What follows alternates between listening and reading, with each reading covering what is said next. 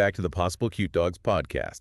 We are all about diving deep into the latest and greatest tips and tricks for living your best life with your four-legged best friend. And speaking of adventures, that's exactly what we're tackling today. Right, we're talking safe travels with your furry friend. Whether you're hitting the open road for a cross-country road trip or jet-setting to exotic destinations, we've got you covered. Oh, yeah.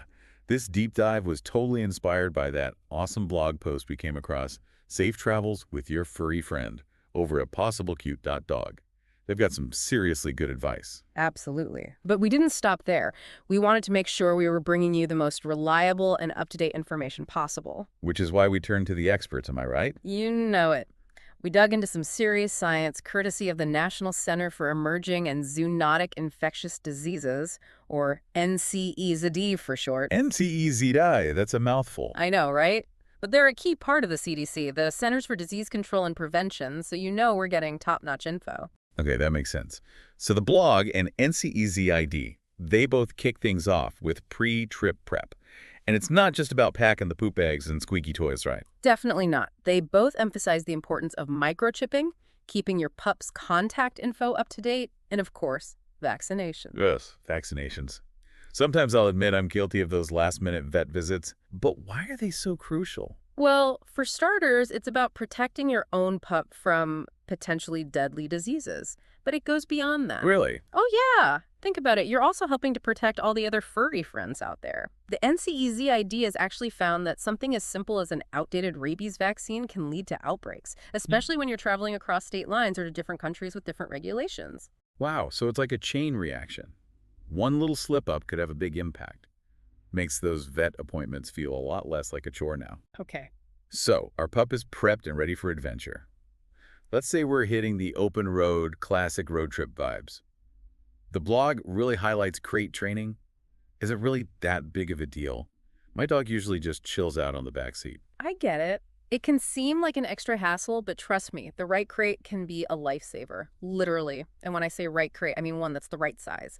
Your dog needs to be able to stand up, turn around, and lie down comfortably in there. Okay, that makes sense. I wouldn't want to be crammed in a tiny space either. Yeah. So it's about comfort, but it's also about safety, right? Exactly. Think about it in case of an accident. A well-secured crate prevents your pup from getting injured or becoming a projectile. Oof. Okay, I'm picturing a fluffy projectile. Definitely not ideal. Not ideal at all. And speaking of things to avoid at all costs, both the blog and the NCEZZ are adamant about never leaving your pet alone in a parked car. Yeah, we all know it gets hot in there.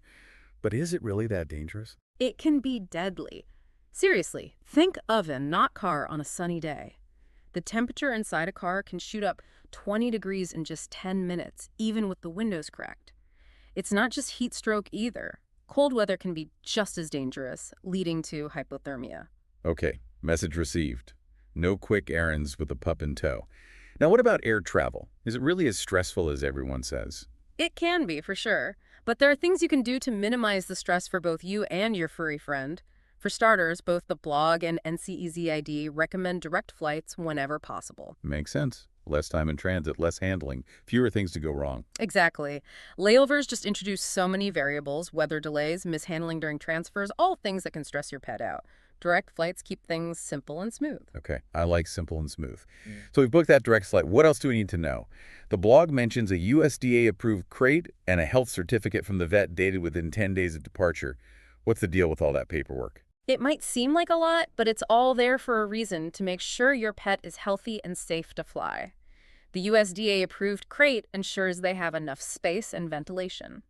Okay, that makes sense. And the health certificate proves they're up to date on vaccinations and free of any diseases that could spread to other animals or people. So it's like a passport for pups. But what if we're going international? Does it get even more complicated? Oh, yeah. Each country has its own set of rules and regulations, quarantine periods, specific vaccines, you name it.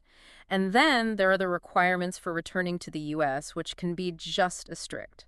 The NCEZD website has a ton of info on international travel requirements. Wow, I'm getting overwhelmed just thinking about it. It's definitely a lot to digest, but don't worry, we'll break it all down for you. Phew, thank goodness. But first, let's get back to those road trip essentials. Sounds good to me. Let's talk car safety. Okay, car safety.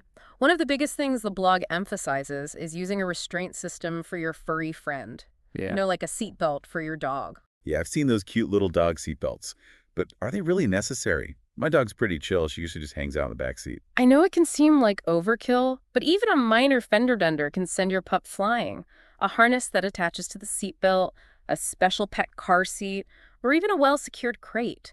They're not just about keeping your dog in one spot, they're about keeping them safe in case of an accident. Okay, yeah, that makes sense. Safety first, for sure. Hmm. So no more cute pics of dogs with their heads out the window. I know it's so tempting to let them enjoy that wind in their fur feeling, but it's just too risky. Flying debris, ear and eye irritation, not to mention the chance of them jumping or falling out. It's really better to err on the side of caution and keep those windows rolled up, or at least just cracked open a tiny bit. Noted. I'd much rather have a drool-covered window than a trip to the emergency vet. Speaking of vets, we talked about potential health risks earlier. Anything specific to road trips we should be aware of? Well, one thing the NCEZ guide really highlights is the risk of ticks, especially if you're venturing into wooded areas or hiking trails. You know, those tiny little parasites can spread some serious diseases. Lyme disease is a big one. Yikes, Lyme disease is no joke. So how do we protect our pups from those pesky ticks? Prevention is key. Talk to your vet about preventative measures. There are tick collars, topical treatments, even oral medications that can help keep those ticks away. And it's best to start the protection a few weeks before your trip to give it time to kick in. Good to know. I'll definitely be scheduling a pre-trip vet visit. Now let's talk bathroom breaks. How do we handle those on a long road trip? It's all about planning ahead. Map out your route and make sure to factor in regular stops for your pup to stretch their legs, sniff around, and do their business. I'd say aim for a break at least every 3-4 hours. Makes sense. Are there any red flags we should be watching out for at rest stops? Definitely try to avoid those crowded or noisy rest stops, especially the ones right off the highway. Look for quieter, more spacious areas where your dog can relax and relieve themselves without feeling overwhelmed. And always, always keep them on a leash. You never know what critters or distractions you might encounter. Good point. Speaking of feeling overwhelmed, how can we tell if our dog is stressed or anxious during a road trip? Dogs can be subtle with their stress signals, so it's important to really pay attention. Excessive panting, pacing, whining, licking, or trying to hide those are all signs that your pup might be feeling a little overwhelmed. Ah, poor pups. What can we do to help them chill out? Creating a calm and familiar environment can make a big difference. Bring along their favorite bed or blanket, some familiar toys, maybe even a shirt that smells like you.